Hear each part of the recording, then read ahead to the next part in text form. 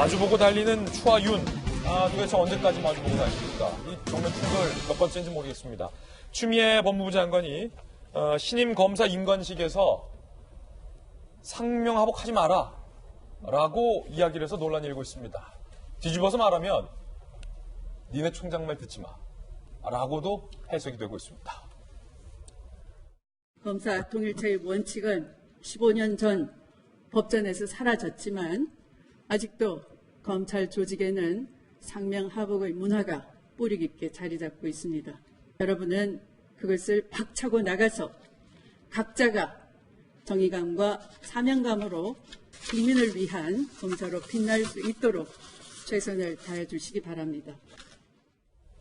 추미애 법무부 장관의 이 발언, 김광선 변호사님 검찰 출신이잖아요. 검찰이 지금 하고 있는 수사 중에서 가장 큰 건을 꼽으라면 바로 청와대를 겨냥한 수사일 겁니다. 청와대의 지난 지방선거 개입 의혹, 그리고 유재수 감찰 무마 의혹, 그리고 청와대에 있었던 조국 전 장관의 비리 의혹과 관련된 검찰의 수사, 세 갈래 모두 사실은 추미애 법무부 장관의 지난번 인사로 다 가로막히고 있다라는 얘기가 검찰 내부에서 나오고 있는데, 지금 추 법무부 장관의 상명하복하지 말라라는 이야기는 신임 검사들에게 니네 총장, 야 니그들 총장 말 듣지 마, 뭐 이렇게 들린다는 해석도 있는데 검찰 출신 변호사의 귀에는 어떻게 들렸습니까?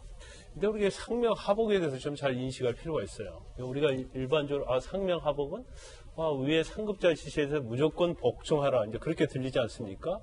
그런데 이제 그 당시에 그게 사실 이제 독재 정권부터 시작해서 폐해가 많았죠. 왜냐하면 일단 청와대에서 어떤 하명 수사를 하면 그거에 의해 가지고 밑에 있는 개개의 독립관체라고 할 수 있는 검사가 이의 제기하지 못하고 위의 지시에 무조건 따라야만 하기 때문에 그게 사실은 엄청나게 검찰의 폐해로 인식된 건 맞아요. 근데 한편으로 또 이렇게 생각할 수 있어요. 이제 상명하복이라는 것이 왜 생겼을까? 물론 상급자의 지시에 따르라고 생긴 것도 있지만 또 한편으로는요, 검사가 각각 독립된 기관이잖아요. 근데 그 기관들이 자기 권력만 믿고 그냥 마음대로 할 수가 있어요. 그럼 결과적으로 이것을 컨트롤하고 통제할 수 있는 그런 상급자가 필요한 겁니다. 그래서 상명하복 자체가 이제 법전에서는 일부 폐지가 됐지만 검사는 그 법적으로 따지면 일종의 동일체거든요. 그래서 A라는 검사가 수사를 하다가 B라는 검사인데 가도 이것은 검사와 동일체이기 때문에 이건 그 원칙에 의해서 새로운 결정을 할 필요는 없는 거예요. 근데 판사는 그렇지 않거든요. 판사가 바뀌면 변론 갱신을 해야 합니다. 공판 절차 갱신을 해야 하는데, 그래서 검사 동일체가 이게 무조건 나쁜 것만은 아니에요. 그런데 기존에 이제 폐해가 있었기 때문에 여기에 대해서 지적을 하는 건데, 지금 사실 추 장관이 검사 동일체랄지 상명하복을 언급하는 이제 타이밍에 좀 문제는 있을 수 있는 거죠. 왜냐하면 일단 검사들, 수사하는 검사들이랄지 중간급 인사들을 전부 다 인사를 해서 좌천수 인사라는 평을 많이 들었지 않았습니까? 근데 거기에 대해 다시 이제 상명하복을 얘기하면서 윤석열 총장을 겨냥하는 것 자체는 너무 이제 정치적 요소가 많다고 봐요. 또 한편으로는 저는 이제 이런 생각을 합니다. 일단 지난도 아니죠. 2월 3일자 인사로서 이제 윤석열 총장은 거의 힘이 없어진 거나 마찬가지예요. 그러면 이 정도 선에서 검찰 어떠한 인사랄지 수사 관련 건 좀 마무리하면 어떠냐 싶어요. 근데 만약 이게 계속적으로 윤석열 총장을 겨냥을 해서 공격을 한다랄지 비난한다든지 하면 제가 볼 때는 오히려 윤석열 총장을 순교자로 만든다고 봐요. 오히려 더. 그리고 이번 총선 과정에서 최근에 특히 여당이랄지 아니면 정부의 지지가 떨어졌잖아요. 이거 자체가 제가 볼 때는 윤석열 총장과 법무부와 어떤 대립과 이런 것들이 충분히 영향을 미쳤다고 봅니다. 그래서 이제는 이제 더 이상 대립하지 말고 수사하는 것은 수사할 수 있도록 해주고, 그 다음에 법무부는 법무부대로 검찰 개혁 일을 하는 게 맞다고 봅니다. 같은 날 신임 검사들을 상대로 윤석열 검찰총장은 검사 전입식에서 뭐라고 말했을까요? 추미애 법무부 장관은 상명하복하지 말라라고 얘기를 했고, 같은 날 같은 사람들에게 검사 전입식이에요. 어제 4월 총선거가 실시되므로 수사 역량을 집중해서 선거사범 처리에 만전을 기해야 한다라는 상식적인 얘기했는데, 그 뒷문장이 중요하거든요. 요즘 우리가 수사하는 과정에서 우리를 힘들게 하는 요소가 많지만 잘 극복해야 한다. 상당히 의미심장한 말을 했어요. 추미애 법무부 장관 앞선 발언 우리 들어봤지만 검사를 힘들게 하는 요소가 많다라고 윤석열 총장이 같은 날 비슷한 사람들에게 이렇게 얘기하는 우리를 힘들게 하는 요소가 많아요. 자, 서민 교수님, 신입 검사들이 대한민국에서 공부 잘하기로 손에 꼽히는 사람들 아닙니까? 네, 맞습니다. 교수님도 공부 잘했지만 바보들이 아니란 말이에요. 날고 기는 똑똑한 사람들인데 지금 벌어지는 일을 다 봤잖아요. 이제 검사를 해야 되는데 이 신입 검사들이 무슨 생각을 했을까? 전 문득 이게 궁금해져요. 아, 살아있는 권력을 향해서 수사를 하면 저렇게 되는구나.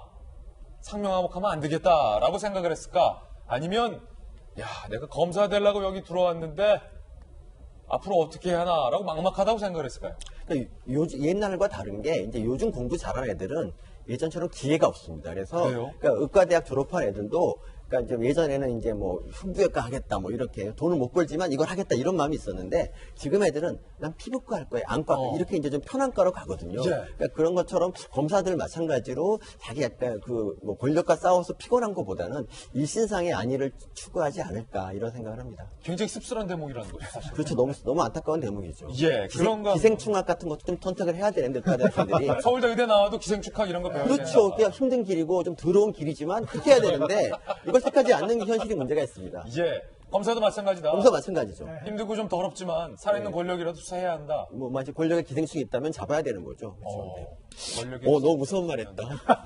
권력이 기생충 있으면 잡아야 된다. 서민 교수님의 개인 의견 들어봤고요. 그런가 하면 거의 같은 순간에 이성윤 중앙지검장도 청와대를 담당하고 있는 검사들에게 이렇게 얘기를 했습니다. 이게 지금 다 동시다발적으로 벌어진 상황이거든요.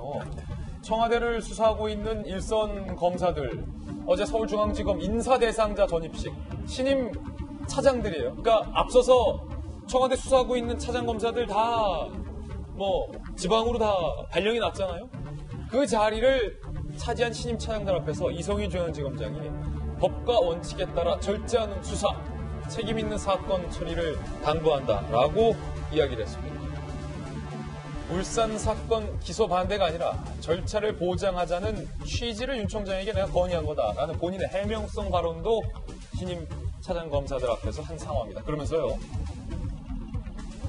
그러자 A씨 지방검사는요. 수사 실무를 이어나갈 검사들이 오자마자 검사장이 수사 절제해달라고 하는 건 사실상 하지 말라는 의미다.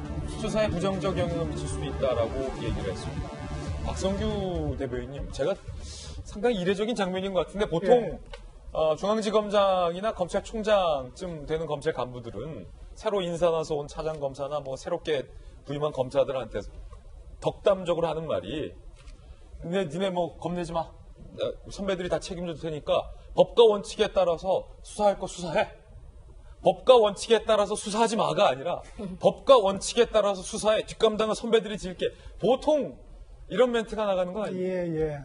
굉장히 이례적이에요. 근데 우리가 뭐 다들 옛날에 비해 가지고 똑똑해졌다고 얘기하지만은 요즘 들어서 가장 똑똑한 사람들이 많이 모이는 집단 군 하면은 어디 들을까요? 어딥니까? 의사도 있을 거고, 예. 검사도 있을 거고, 뭐 언론계 가는 기자들도 있을 거고, 아마 누구도 부인하지 못하는 게 검사들일 거예요. 특히 똑똑한 초임 검사들이 가지는 특징은 이른바 정의감에 불타고 있다고 얘기를 해도 괜찮을 거예요. 내가 법을 통해서 사회 정의를 실현해 보리라. 그런 젊은 친구들이 저렇게 누가 얘기한다고 해서 흔들리지는 않을 거라고 저는 믿습니다. 뭐 부모가 자식들 얘기해놓고 너 이래야 한다 저래야 한다면 요즘에 잘 안 듣잖아요. 하나 좀 주목할 게 있습니다. 며칠 전에 발표가 됐습니다. 윤석열 검찰총장이 다음 대선에 나오면은 찍겠다 한 사람이 적지 않았어요. 2등이었어요. 예. 뭘 의미하겠습니까 이게? 청와대는 몰아붙이고 법무장관은 수족을 다 자르고 하는 상황에서도 국민 여론이 윤석열 총장을 지지하고 있다는 거예요. 저는 추미애 장관이 움직이는 것 하나, 말 하나 하는 게 전부 지금 보니까 윤석열 총장을 키워주고 윤석열 총장의 몸집을 불려주는 일을 하고 있는 거예요. 어떤 분들은 순교자로 만들고 있다는데 순교자는 본인이 나가 떨어져야 하는데 윤석열 총장 떨어질 것 같지 않아요. 그리고 마음대로 떨어뜨리면 더 큰 문제가 일어날 거예요. 그렇게 해서 떨어뜨리게 된다면은 윤석열 총장의 가치는 더 올라가겠죠. 예. 다시 여론조사 얘기를 한마디만 더 하면은 여론조사 2등으로 올라갔다고 하는 의미는 그분이 정치권으로 들어가서 선거에 출마하지 않을 겁니다. 그럴 경우도 없겠지만 하나 분명한 사실이 있습니다. 이제는 정권이 마음대로 할 수 없는 인물의 반열에 명백하게 우뚝 서게 됐다는 그런 의미일 겁니다. 그렇군요.